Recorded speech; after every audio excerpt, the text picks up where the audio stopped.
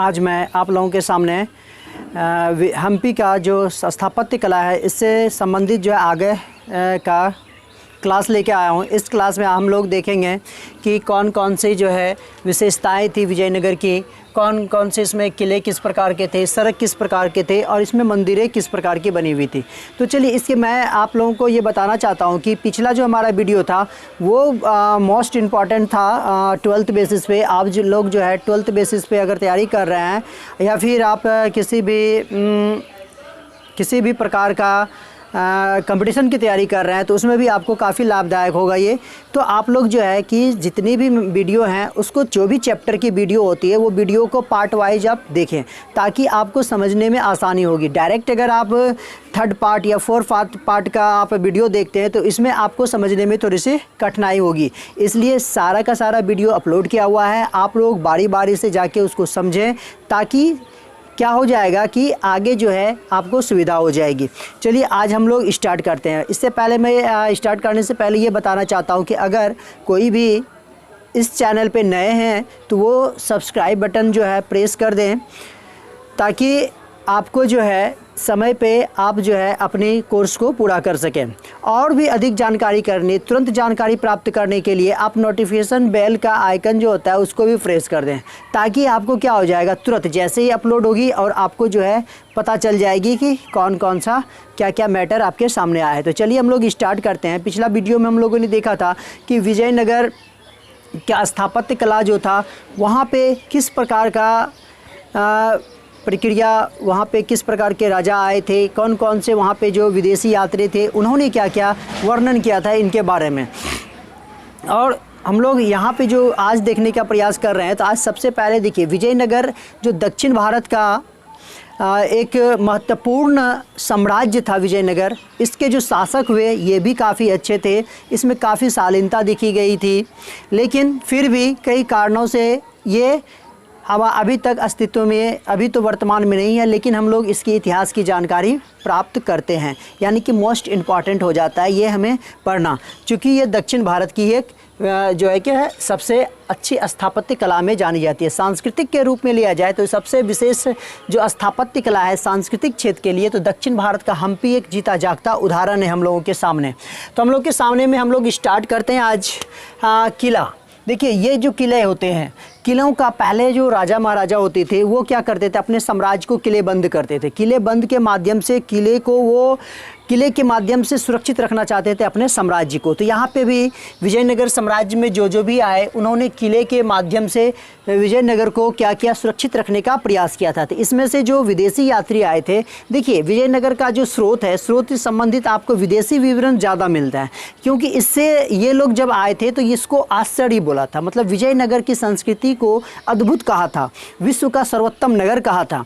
तो यहाँ पे भी हम लोग देखते हैं कि जब अब्दुल रज्जाक की बात करते हैं तो अब्दुल रज्जाक जो कि फारस के थे, इन्होंने जब यहाँ के किलों के बारे में पता लगाया तो इन्होंने देखा कि यहाँ का जो किला होता है, जो किला जो बंद था वो कहाँ कहाँ किन किन क्षेत्रों में घिरा हुआ था। तो ये शहर जो था, विजयनगर का जो शहर था वो पूरा किला बंद था। कृषि जो था, जहाँ खेती बाड़ी होती थी, यहाँ तक कि खेती बाड़ी को भी यहाँ के राजा क्या कर देते, किले बंद कर देते, चारों तरफ से उसको घेर दिए थे। और जंगल जो होते थे, जंगलों को भी ये घेर दिए थे। तो आगे देखते हैं कि कहता है कि सबसे बाहरी जो दीवार होता था, मतलब कि विजयनगर का बाहरी दीवार को अगर बात की जाए तो बाहरी दीवार में क्या होता था कि ये चूँकि पहाड़ी इलाका था, विजयनगर जो था ये पहाड़ी इलाका था, ये चारों पहाड़ियों मतलब चारों ओर से पहाड़ियों से घिरा हुआ था। तो यहाँ के राजाओं ने क्या किया था, वो चार दीवारी को उसका सहारा लेके, मतलब पहाड़ियों का सहारा लेके भी इसको क्या कर दिया, घेर दिया था ताकि सुरक्षित रह सके। इसी प्रकार अब्दुल रज्जाक ने जो है यहाँ पे इसको 7 पंक्तियों का भी कहा गया है। तो यहाँ पे मैं 3 बार के बता रहा हूँ कि 3 के बारे में बताया कि पहला कहता है, पहला जो किले बंद होता था वो खेत को किया जाता था। देखिए खेत को, जहाँ पे कृषि उत्पादन होता था वहाँ के एरिया को भी ये लोग 4 दीवारी से घेर दिए, मतलब किले बंद कर दिए जाते थे। उसके बाद बगीचे को भी किले बंद किया जाता था और आवास को भी किले बंद किया जाता था। ये कहना था किसका, अब्दुल रज्जाक का। तो अब्दुल रज्जाक ने कहा कि यहाँ के खेतों को, बगीचों को, आवासों को इस प्रकार से स्टेप बाय स्टेप जो है क्या कर दिया गया था, घेर दिया गया। जैसे देखिए मैं बताता हूँ कि जैसे ही आप विजयनगर में प्रवेश करते हैं तो प्रवेश द्वार जो इसका होता था काफ़ी ही भव्य था, सुंदर था। आगे हम लोग देखेंगे इसकी आकृतियों के बारे में। तो यहाँ पे ये घेर दिया। उसके बाद दूसरी बात ले लिया जाता है अगर, तो डेमिगोस पेइस के बारे में भी हम लोग लेते हैं। तो डेमिगोस पेइस का भी कहना था, इन्होंने भी अपने पुस्तकों में लिखा है कि ये जो किले बंद होते थे, ये जो विजयनगर था और जो यहाँ से प्रवेश द्वार शुरू होती थी, वहाँ से शहर की दूरी काफ़ी अधिक थी, काफ़ी दूरी अधिक थी, फिर भी ये घिरा हुआ था केंद्रों से। उसके बाद कहता है दूसरे नंबर नगरीय केंद्र, इन्होंने क्या किया था, देखिए आंतरिक भाग जो होता था, नगर का जो केंद्र आंतरिक भाग होता था, आंतरिक भाग को भी घेर दिया गया था चार दीवारी से। उसके बाद शासकीय केंद्र, नेक्स्ट हम लोग स्टेप जाते हैं, तो शासकीय केंद्र था, वहाँ पे शासकीय केंद्र को भी घेर दिया था, मतलब जहाँ पे शासक रहते थे, जहाँ पे राजा रहते थे, उस एरिया को भी घेर दिया गया था चार दीवारों से, यानी कि किलेबंद। विजयनगर का जो स्थापत्य कला की बात करते हैं, तो इस प्रकार से घेराव किया गया था कि कोई भी बाहरी दुश्मन आए तो आने के बाद जो है उसको क्या कर जाए, वो कठिन समस्याओं से निकल पाए। देखिए घेरने का एक और मकसद होता था कि जैसे ही बाहरी दुश्मन आते थे, अंदर प्रवेश करते थे, तो ये लोग क्या करते थे, किले को बंद कर देते थे। जैसे ही किले को बंद कर दिया गया तो सैनिकों के सामने जो भी सामग्री, खाने पीने की चीज़ें होती थी दुश्मनों की, वो नहीं पहुँच पाती थी, और नहीं जब पहुँच पाती थी तो ये लोग क्या करते थे, आत्मसमर्पण भी कर देते थे। इसलिए जो है किले बंद कर दिया जाता था, इसी दृष्टि से, मतलब सुरक्षा की दृष्टि से किले बंद कर दिया था। और अगर हम लोग शहर की बात किया जाए, तो प्रवेश द्वार और शहर का सड़क जो होता था, वो दोनों को क्या कर दिया था, वो काफ़ी चौड़ी होती थी। देखिए यहाँ पे एक जाल सा बिछा हुआ था। विजयनगर में कहता है कि अगर सड़क की बात ली जाए तो सड़क का जाल बिछा हुआ था, सड़क काफ़ी मात्रा में था, इसलिए सड़क बनाया गया था ताकि हम लोग को यातायात की सुविधा हो सके। व्यापार वाणिज्य तो फल फूल ही रहा था, क्योंकि हम लोग जानते हैं कि इस एरिया में जो था उपजाऊ ये क्षेत्र था, यहाँ पे व्यापार ज़्यादा होती थी, फसलें ज़्यादा होती थी, इसलिए यहाँ पे जो अनेक अन्य शासक होते थे आपस में संघर्ष करते रहते थे। देखिए यहाँ पे कहता है कि प्रवेश द्वार अगर बात की जाए तो प्रवेश द्वार भी यहाँ का काफ़ी ही स्थापत्य कला से भरपूर था, यानी कि ये काफ़ी डिजाइन से बना हुआ था प्रवेश द्वार। और ये किन किन चीज़ों से बना हुआ था, तो ये देखिए इंडो इस्लामिक शैली का बना हुआ था, मेहराब एवं गुंबद, मतलब कि अगर इसका प्रवेश द्वार तक इतना भव्य है तो इसके अंदर का जो महल होगा, जो मंदिर होंगे, वो कितना भव्य होगा। तो मंदिर सब ये जो भव्य था, तो एक प्रकार की ये जो स्थापत्य कला था काफ़ी सुंदर, काफ़ी आकर्षित करने वाला था ये हमारा। इसके बाद नेक्स्ट देखिए, मैं जो ये सड़क के बाद बोलता हूँ कि सड़क जो यहाँ पे बिछी हुई थी, सड़क के बगल में बाजार लगाया जाता था और इसी बाजार के माध्यम से लोग अपना जीविका चलाते थे। तो ये हम लोगों ने देखा कि किला और सड़क जो है किस प्रकार से स्थापत्य कला का क्या है, एक सुंदर आकृति है, सुंदर है, देखने में आकर्षण का ये केंद्र बिंदु बना हुआ है। नेक्स्ट देखते हैं हम लोग विशेषता, हम्पी सभ्यता की विशेषता क्या है। तो विशेषता में कहता है कि स्थापत्य कला को तीन भागों में बांटा गया, एक धार्मिक, एक राजशाही, एक नागरिक। धार्मिक जो धर्म से संबंधित होता है, राजशाही जो राजाओं के द्वारा शाही फरमान, शाही धर्म को मानने वाले, और नागरिक जो आम जनता होती थी। इन तीन भागों में स्थापत्य कला को बांट दिया गया था। और देखिए यहाँ पे इस अगर स्थापत्य कला की बात ली जाए तो यहाँ पे कौन कौन सी शैलियों का मिश्रण था, तो यहाँ पे चालुक्य हैं, यहाँ पे होयसल था, पल्लव एवं चोल, इन शैलियों का मिश्रण किया गया है। और हम पहला ही हम लोग मेरा जो पहला वीडियो था उसमें मैंने चालुक्य, होयसल, पल्लव के बारे में बताया था कि किस प्रकार से विजयनगर को इन लोगों ने भी मिलके क्या किया हुआ था, काफ़ी आकर्षित किया था, काफ़ी इसको बढ़ा चढ़ा के ये क्या किए थे, उसको ज़्यादा से ज़्यादा विकास करने में अपना योगदान दिए थे। इसके बाद कहता है कि यहाँ पे जो ये शैलियाँ हम लोग देखते हैं, स्थापत्य कला का जो शैलियाँ हैं, ये शैली बनी हुई थी यहाँ का जो स्थानीय कठोर पत्थर होता था, ग्रेनाइट। ग्रेनाइट की बात हम लोग पहले भी कर चुके हैं। तो ग्रेनाइट जो है, ग्रेनाइट और सेलखड़ी के पत्थर से ये निर्मित की गई थी स्थापत्य कला, जो कि काफ़ी आकर्षित होती थी, काफ़ी एट्रैक्टिव होती थी ये।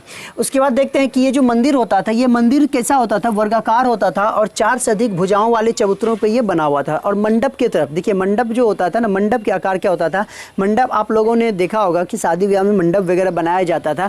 तो ये मंडप तो छोटे आकृति में है, लेकिन यहाँ पे ये बड़े आकृति में हुआ करता था मंडप। और मंडप के जस्ट ऊपर में छत होता था और छत के किनारे पे क्या होता था, सजावट का सामान भी होता, मतलब सजावटी छत का अगर किनारा लिया जाए तो उसको सजा के रखा जाता था। और देखिए इन लोगों का जो छत और मंडप वगैरह जो होता था, जिसको मंडप की जो आकार है वो 4 से 5 फुट बताया गया है। और यहाँ पे बारीकी से जो स्थापत्य कला, जो वास्तुकार होते थे, शिल्पकार होते थे, वो पत्थरों को बारीकी से क्या करते थे, उत्कीर्ण करते थे, समय उसमें देते थे, तब जाके ये सुंदर दिखने में लगता था। नेक्स्ट हम लोग देखते हैं, इसी में से विशेषताओं में से एक था हमारा विट्ठल मंदिर। यहाँ के विट्ठल मंदिर जो था काफ़ी फेमस था। ये विट्ठल मंदिर में किस प्रकार की घटना होती है, कहता है विट्ठल मंदिर का निर्माण अगर बात की जाए तो इसकी शुरुआत करवाया था किसने, देवराय द्वितीय के द्वारा। देवराय द्वितीय के द्वारा क्या हुआ था, स्टार्ट की गई थी, और कृष्णदेव राय, अच्युत राय के दोनों के बाद जो यहाँ पे ये पूर्ण रूप से बनके तैयार हो गया था। अब बात आती है विट्ठल मंदिर की आकृति, आकार, तो कहता है 500 फुट ये लंबा था, 310 फुट ये चौड़ी हुई थी। याद रखिएगा, 500 फुट लंबा और 310 फुट चौड़ी जो चार दीवारी से ये क्या होता है, घिरा हुआ था। तो इतनी लंबी ये मंदिर थी विट्ठल मंदिर। और इसके देखिए कुछ इसकी विशेषताएं थी। ये चार दीवारी से घिरा होता है। देखिए 3 विशेषताएं मैंने यहाँ पे लिखा हूँ कि सामने की और ये खुला स्तंभ जो था एक हॉल के समान था, सामने में स्तंभ था। नेक्स्ट जो मध्य में था ये बंद हॉल था। उसके बाद पीछे जो गर्भगृह होता था, गर्भगृह में क्या होता था कि वहाँ पे गर्भगृह के अंदर जो है मध्य में रखा जाता था यहाँ पे जैसे मंदिर में तो क्या रहेगा, तो भगवान की मूर्ति रहेगी। तो विट्ठल मंदिर जो है हम लोग विष्णु से संबंधित होता है। यहाँ पे विष्णु का प्रतिमा रखा जाता था इसी गर्भगृह में, जहाँ पे लोग क्या करते थे, पूजा और अर्चना करने का काम करते थे। इसके बाद दूसरा है यहाँ पे विरूपाक्ष मंदिर। ये कहता है विरूपाक्ष मंदिर 9वीं और 10वीं शताब्दी में इसको बनाया गया था, लेकिन अभी तक ये छोटा था। 9वीं 10वीं में जो था शताब्दी में जो बनी हुई थी विरूपाक्ष मंदिर, ये छोटा था, लेकिन इसको बड़ा कराने का काम जो है कृष्णदेव राय के शासन काल में हुआ था। बोला कि इसको बड़ा कर दिया जाए ताकि भव्य लगे, सुंदर लगे देखने में। मुख्य मंदिर के सामने जो मंडप बना हुआ था इसको जो बड़ा करवाया था, इस मंडपों को किसने, कृष्णदेव राय ने करवाया था।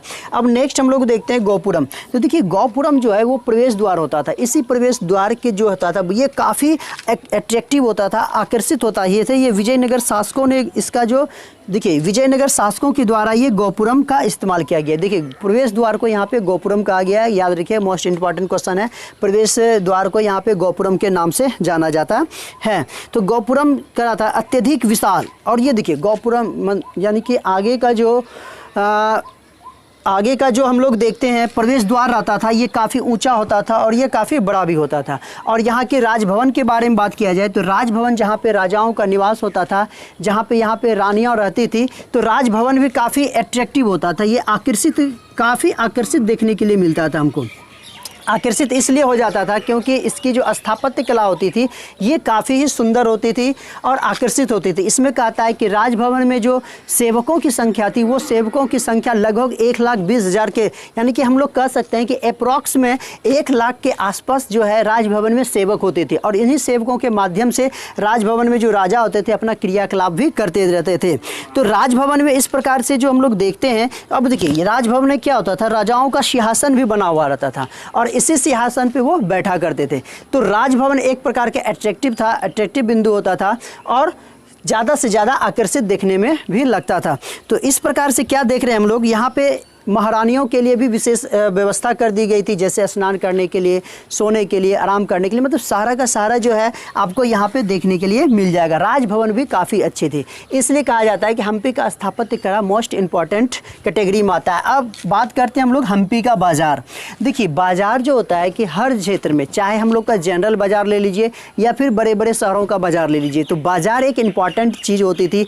और बाज़ार जो लगने का काम होता था यहाँ पे, खास करके जो विदेशी यात्री थे पेइस और फार्नोनो नूनीज, इन्होंने बताया कि यहाँ का जो बाजार होता था ये गली टाइप में होता था। देखिए ये जो गलियाँ मैं बना रहा हूँ, इस गली में लोग क्या करते थे, अपने दैनिक चर्या का जितने भी सामान होते थे सारा का सारा खरीदने का काम करते थे। और दैनिक चर्या में कौन कौन सी बात है, जैसे चावल हो गया, गेहूँ हो गया, आटा हो गया, ये सब चीज़ें। और फल में अगर बात किया जाए तो फल में आप यहाँ पे अंगूर वगैरह ज़्यादा मिलते थे, अंगूर, संतरा, नींबू, ये सब अधिक से अधिक हम्पी के बाजार में देखने के लिए मिलता था।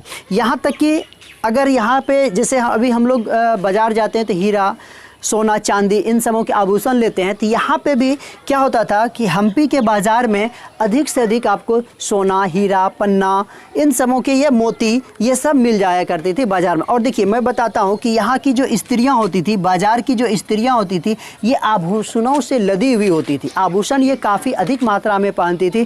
कहता था कि इतना वो आभूषण पहनती थी कि वो खुद का जो है उसका वज़न सह नहीं सकती थी, इतनी वो आभूषण पहनती थी। कौन? तो यहाँ के हम्पी में स्थापत्य कला में जो भी स्त्रियाँ रहती थी वो क्या करती थी, अधिक से अधिक जेवर जेवरात पहनने का काम करती थी।